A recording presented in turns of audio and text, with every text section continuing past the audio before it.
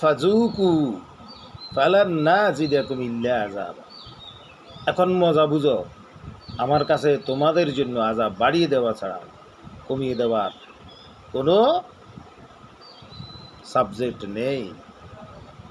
BNP বা জাতীয়তাবাদী দলের ব্যাপারেও তাই হয়েছে। বাংলাদেশের এই দলটি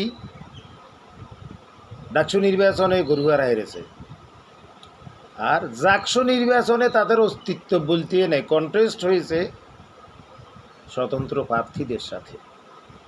সুতরাং এই দলকে বাংলাদেশের মানুষ অপকর্ম, চাঁদাবাজি, লম্পটগিরি, লুটপাট, খুন, রাহাজানি, অব্যবস্থাপনা এবং অপপ্রচার, দেশ বিরোধী কর্মকাণ্ডের জন্য প্রত্যাখ্যান করায় চিরদিনের জন্য বাংলাদেশের রাজনীতির ময়দান থেকে বিদায় হয়ে গেছে।